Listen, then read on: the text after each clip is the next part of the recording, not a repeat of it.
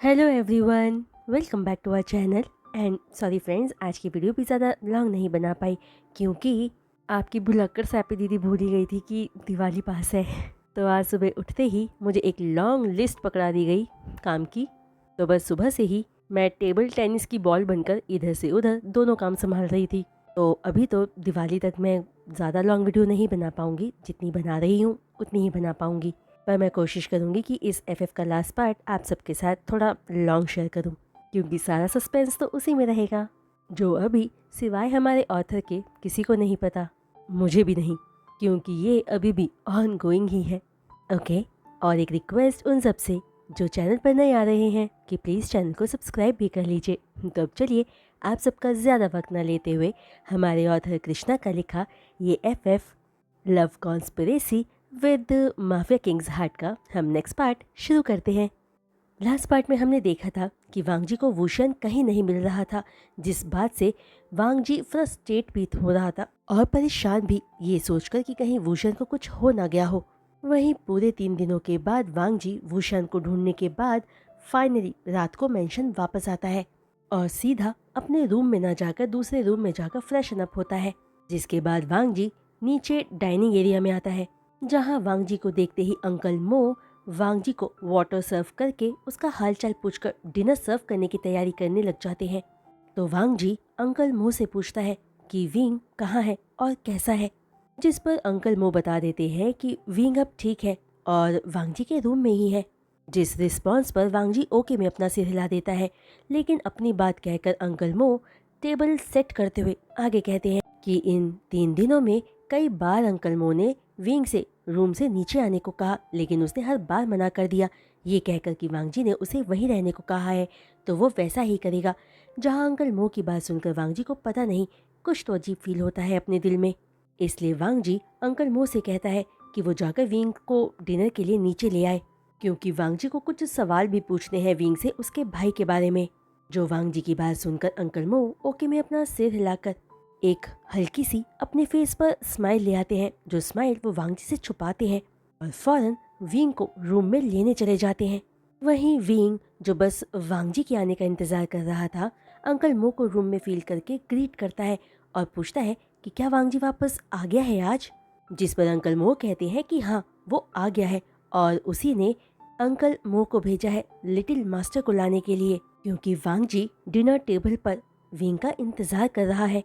जो अंकल मो की बात सुनकर विंग का मन खुशी से झूम उठता है कि वांगजी ने उसे साथ में डिनर करने के लिए नीचे बुलाया है।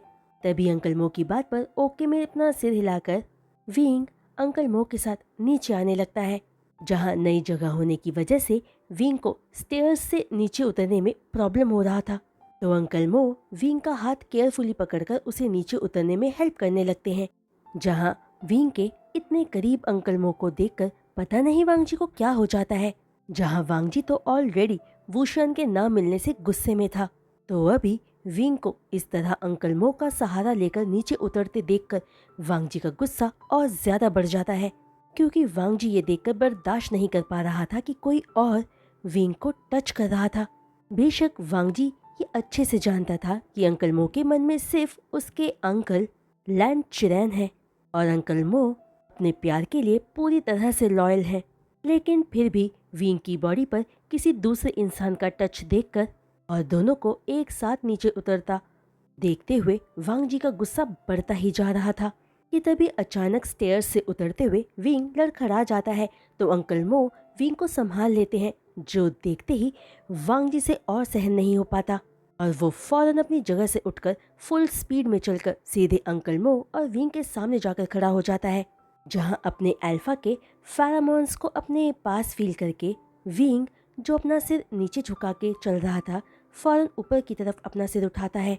जहां विंग का इनोसेंट फेस देखते ही वांगजी अगले ही पल झटके से विंग का दूसरा हाथ पकड़कर उसे अपनी तरफ खींच लेता है और अंकल मो से कहता है कि वो जाकर खाना टेबल पर लगाएं।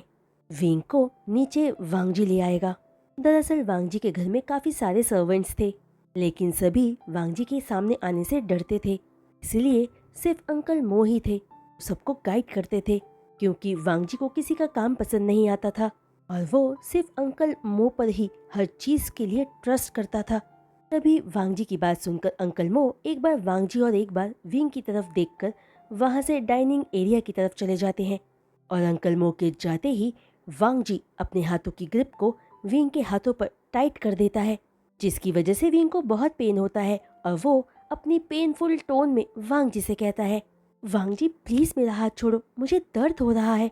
तो बात कहते हुए विंग वांग जी से अपना हाथ छुड़ाने की कोशिश करता है और इसी बीच उसकी आंखें भी नम हो जाती है। लेकिन वांग जी अपनी ग्रिप को टाइट रखते हुए विंग को उसी तरह खींचकर डाइनिंग टेबल के पास लाकर जोर से धक्का देकर छोड़ देता है। जहां विंग भी ऑलरेडी अपना हाथ वांग जी से छुड़ाने की कोशिश ही कर रहा था, तो अचानक वांग जी के इस तरह फोर्स के साथ छोड़ते ही विंग अपना बैलेंस खोकर सीधे डाइनिंग टेबल के ऊपर जाकर गिरता है और विंग के टकराते ही ग्लास का टेबल टूट जाता है और विंग उसी के ऊपर जाकर गिरता है, जिसकी वजह से विंग की पूरी बॉडी पर टूटे कांच से चोट लग जाती है।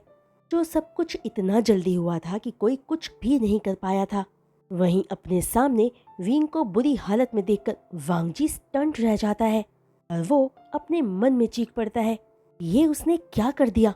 जहां वांग जी खुद समझ नहीं पा रहा था कि वो तो सच में विंग को टॉर्चर करने के लिए ही अपने साथ लेकर आया था, तो फिर अब क्यों विंग को दर्द में देखकर वांग जी को अपने दिल में दर्द हो रहा था।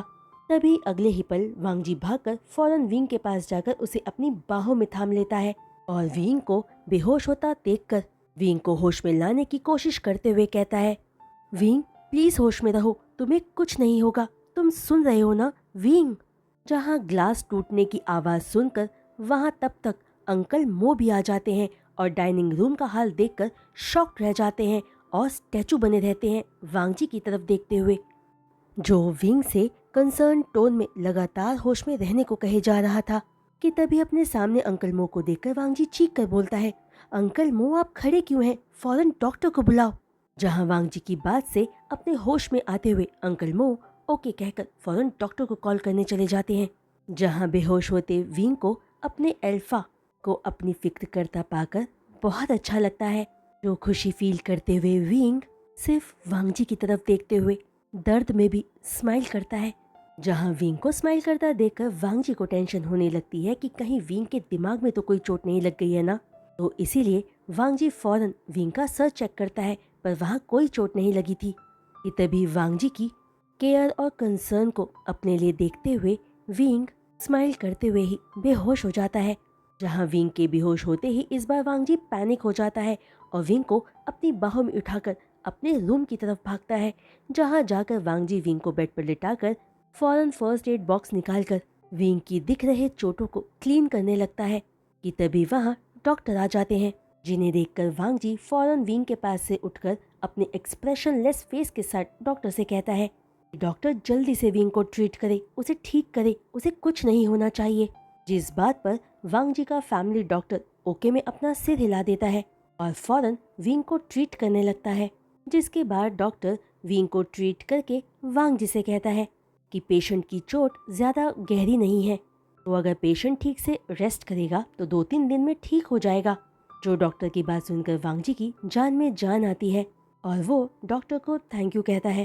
तभी डॉक्टर के जाते ही वांग जी पलट कर वहाँ खड़े अंकल मो को देखकर कहता है कि वांग जी बाहर जा रहा है, तो अंकल मो विंग के साथ ही रहे और उसका ख्याल रखे, और जैसे ही विंग को होश आए वो वांग जी को कॉल कर बता दे। लेकिन इससे पहले कि अंकल मो वांग जी से कुछ कह पाते या पूछ पाते, वांग जी गुस्से में वहाँ से चला जाता है, क्योंकि वांग जी को खुद पर गुस्सा आ रहा था कि उसने विंग को हर्ट कर दिया, जिसे वो हर्ट नहीं करना चाहता था, और इसी वजह से वांग जी बुरी तरह से गिल्ट से भरा हुआ था। तभी वांग जी के वहाँ से जाते ही अंकल मो एक गहरी सांस भरकर सोचते हैं कि लगता है उन्हें ये सारी बातें अपने प्यार अपने लैन चिरैन को बताना ही होगा, क्योंकि अब शायद वो ही है जो वांग जी को समझा सकेगा। वहीं दूसरी तरफ वांग जी सीधा अपने मेंशन से निकलकर अपने बार में जाता है, जहां जाकर वांग जी नॉन स्टॉप ड्रिंक करने लगता है और इवनिंग में हुई सारी मेमोरीज उसके दिमाग में चलने लगती है कि कैसे अंकल मो ने विंग का हाथ पकड़ा हुआ था, कैसे वो दोनों साथ साथ नीचे आ रहे थे और कैसे वांग जी की वजह से विंग को चोट लगी। जहां ये सब सोचकर वांग जी जेलेसी और गिल्टी दोनों ही फील कर रहा था। और यही सारी बातें सोचते हुए वांग जी की आंखों के आगे बस विंग का ही चेहरा आए जा रहा था। दरअसल वांग जी का मन तो विंग को अकेले छोड़कर आने का बिल्कुल भी नहीं था, लेकिन अगर वांग जी वहाँ विंग के पास रहता तो शायद अपने इमोशंस संभाल नहीं पाता, और वांग जी विंग के सामने कमज़ोर पड़ना नहीं चाहता था। तभी विंग को याद करते करते वांग जी पूरी तरह से ड्रंक हो जाता है और मेंशन आधी रात को वापस आता है। वहीं मेंशन वापस आकर वांग जी सीधे अपने रूम में जाकर अपना कोट उतारकर विंग के पास आकर बैठ जाता है और काफ़ी देर तक बस विंग की स्लीपिंग फेस को ही देखता रहता है। तभी अचानक फिर से वांग जी के दिमाग में वो स्टेयर वाला सीन याद आ जाता है। जो बात याद आते ही वांग जी विंग का हाथ पकड़कर उसके हाथ पर प्यार करते हुए कहता है, तुम्हें और कोई छुए मुझे पसंद नहीं है। जो बात कहकर वांग जी विंग के गाल को सहलाकर विंग के लिप्स की तरफ देखता है और कहता है, पता नहीं क्यों लेकिन मैं तुम्हें देखकर खुद को रोक नहीं पाता हूँ। मैं तुम्हें फिर से फील करना चाहता हूँ, प्लीज़ मुझे माफ़ कर देना। तो इतनी सी बात कहते ही वांग जी विंग के लिप्स से अपने लिप्स को कनेक्ट करके लविंगली उसे सक करने लगता है, मानो वांग जी अपनी कोई फेवरेट कैंडी टेस्ट कर रहा हो। जहाँ वांग जी के किस करने की वजह से विंग भी अपने होश में आ जाता है और शॉक रह जाता है ये पाकर कि वांग जी उसका अल्फा विंग के साथ इतना लविंगली ट्रीट कर रहा था। जो फीलिंग्स विंग को बहुत अच्छा फील करवा रही थी, क्योंकि विंग तो अब वांग जी को ही अपना अल्फा मांग चुका था हमेशा के लिए, और वो अपने अल्फा से ऐसे ही प्यार की डिज़ायर रखता था जिन्हें वो कभी वांग जी से कह नहीं सकता था। पर आज बिन मांगे बिन कहे विंग को वांग जी वैसे ही ट्रीट कर रहा था जैसा विंग चाहता था। जो सब फील करके विंग अचानक किसके बीच में ही स्माइल करता है। जो स्माइल विंग की नोटिस करके वांग जी अपना किस ब्रेक करके हैरानी से विंग की तरफ देखता है और कंसर्न टोन में कहता है, मैं तुम्हें हर्ट नहीं करना चाहता था, मुझे माफ़ कर दो। तो इतनी सी बात कहते ही अगले ही पल वांग जी को लाइफ का सबसे बड़ा शॉक लगता है जब इस बार विंग वांग जी की शर्ट को खींचकर उसे अपनी तरफ झुकाकर वांग जी को किस कर लेता है, जिस सडन एक्शन से विंग रॉक करता है और वांग जी उसके इस रॉकिंग एक्शन से शॉक रह जाता है। जहां विंग को इनिशिएटिव लेता देखकर वांग जी फिर अपने इमोशंस रोक नहीं पाता और अपना किस ब्रेक करके विंग से कहता है, मैं सॉरी हूँ लेकिन पता नहीं क्यों मुझे तुम्हें देखते ही न जाने क्या हो जाता है, मैं खुद पर कंट्रोल नहीं रख पाता। जो वांग जी की बात सुनते ही विंग स्माइल करता है और वांग जी फौरन विंग के नेक पर वेट किसिस करने लगता है, जिन किसिस की वजह से विंग को अपनी पूरी बॉडी में सेंसेशन सी फील होने लगती है और वो अपनी बॉडी को थोड़ा सा मूव करके वांग जी को फुल एक्सेस देता है, क्योंकि अब विंग भी अपने अल्फा को पूरी तरह से फील करना चाहता था। तभी विंग को अपने सामने सबमिसिव पाकर वांग जी अपने फेरामॉन्स रिलीज करने लगता है, जिनमें वांग जी का अराउजल फील करके इस बार विंग भी खुद को हॉट फील करने लगता है और साथ ही अपने फेरामॉन्स भी रिलीज करने लगता है। जहां विंग की स्वीट लोटस और रोज के मिक्स्ड फेरामोन्स को फील करके वांग जी का अल्फा अपने ओमेगा को मार्क करने के लिए डेस्परेट होने लगता है और अगले ही पल वांग जी विंग की अपर बॉडी को कवर कर रहे शर्ट को एक झटके में फाड़ देता है, जिसकी वजह से विंग की अपर बॉडी वांग जी के सामने पूरी तरह से रिवील्ड हो जाती है।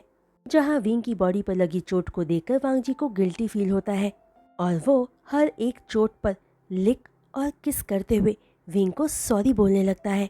वहीं अपने घाव पर वांग जी का लिक और किस करना विंग को पेन भी दे रहा था और प्लेजर भी, जिसकी वजह से इस बार विंग खुद को रोक नहीं पाता और सिडक्टिव वॉइस में मोर्न करने लगता है, जो मॉर्निंग साउंड वांग जी के अंदर का बीस जगा रही थी। कि तभी वांग जी खुद को कम्प्लीटली अनड्रेस करके विंग के ऊपर आकर उसके हाथों को उसके सिर के ऊपर पिन करके फिर से उसे हंगरली किस करते हुए अपने लोअर पार्ट को विंग के ऊपर प्रेस करने लगता है। जहां विंग का मन तो अपने अल्फा को टच करने का कर रहा था, लेकिन वो कर नहीं पा रहा था, इसलिए कम्प्लीटली मॉर्निंग मेस बनता जा रहा था। तभी अचानक वांग जी अपना किस ब्रेक करके विंग के ब्लशिंग फेस को देखकर कहता है कि वांग जी का ओमेगा कितना ब्यूटीफुल है, कि उसकी ब्यूटी वांग जी के कंट्रोल को कम्प्लीटली डिस्ट्रॉय कर देती है। क्योंकि वांग जी जब भी अपने ओमेगा को देखता है तो उसे वहीं क्लेम करने का उसका मन करता है। जो वांग जी की शेमलेस बातें सुनकर विंग और ज्यादा ब्लश करने लगता है। जहां इस पर विंग ये बिल्कुल भी सोचना नहीं चाहता था कि वांग जी उसमें किसको देख रहा है।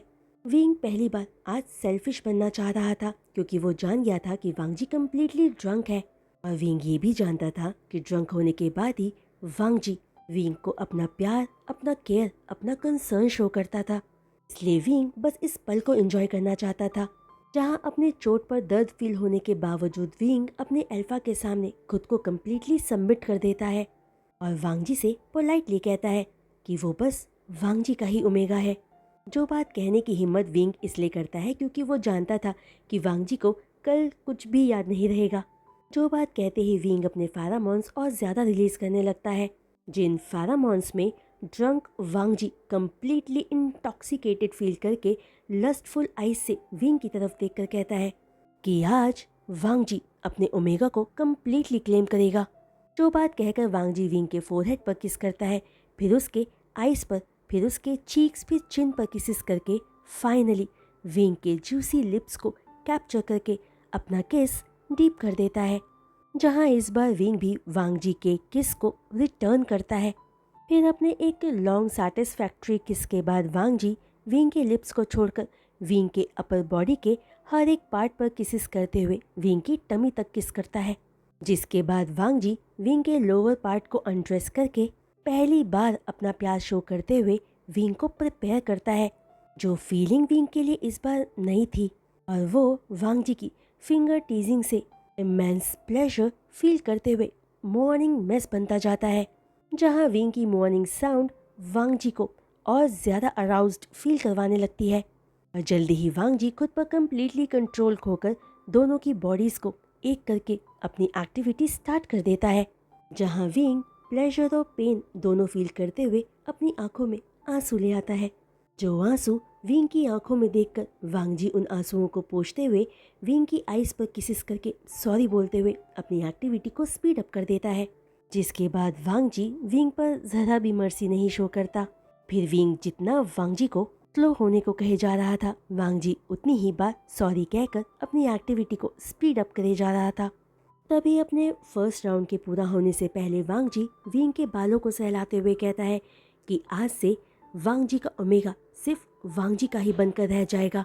जो बात कहकर वांग जी विंग के सेंट ग्लैंड पर लिख करके एक जोर की बाइट करता है, जहां वांग जी के एंडलेस हिट्स और मार्किंग बाइट के बीच में विंग दर्द से चीख पड़ता है कि तभी वांग जी विंग के आंसू पोंछकर विंग के मेटिंग मार्क से निकलने वाले ब्लड को लिक करता है, जिस मेटिंग मार्क से विंग खुद को वांग जी से और ज्यादा कनेक्टेड फील करने लगता है और मन में खुश होता है कि अब वो एक मार्क्ड ओमेगा है।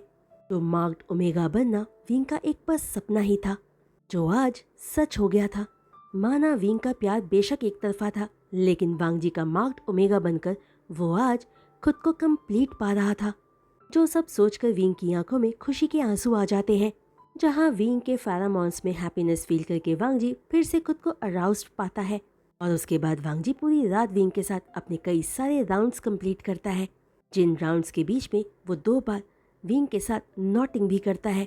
फिर अर्ली मॉर्निंग वांग जी तब रुककर विंग के ऊपर ही सो जाता है जब वो फील करता है कि विंग बेहोश होने जैसा हो गया है।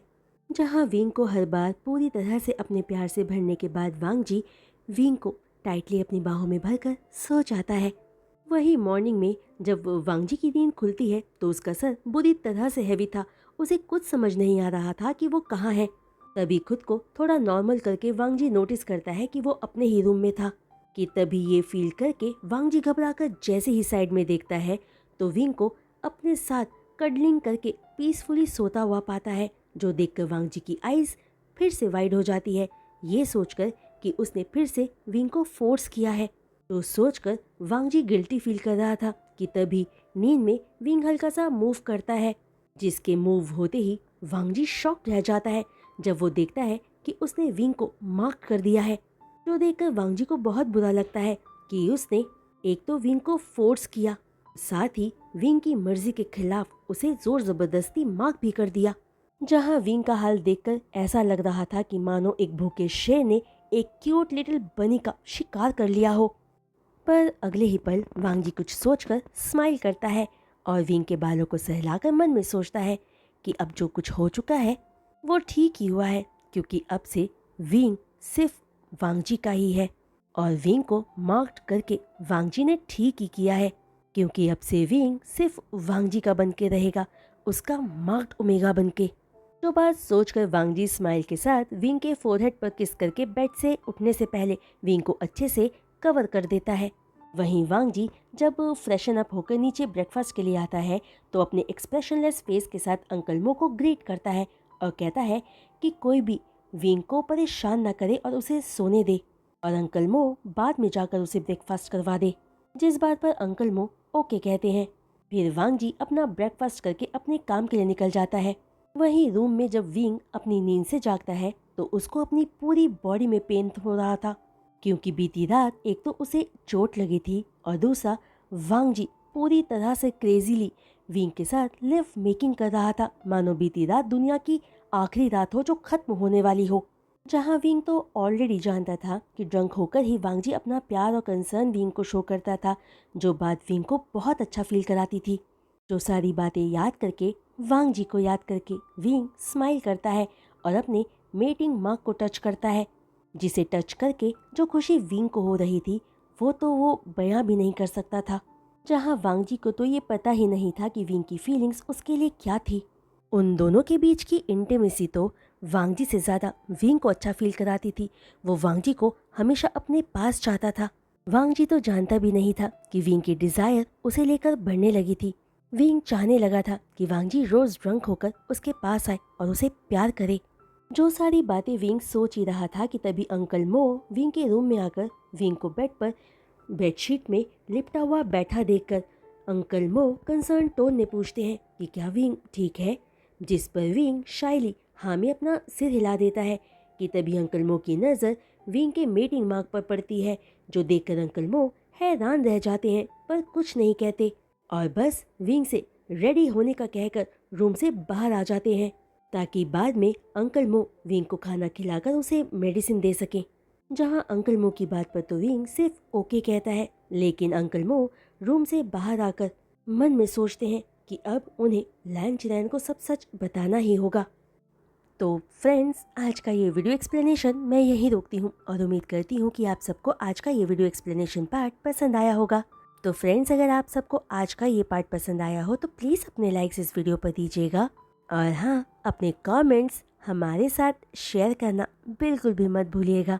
वहीं जो कोई भी चैनल पर नए आ रहे हैं और चैनल को सब्सक्राइब कर रहे हैं, उनसे रिक्वेस्ट है कि प्लीज़ चैनल को सब्सक्राइब करने के बाद बेल आइकन को हिट करना मत भूलिएगा। तो आज के लिए बस इतना ही। मैं कल लौटूंगी नेक्स्ट वीडियो अपलोड के साथ। तब तक के लिए बाय।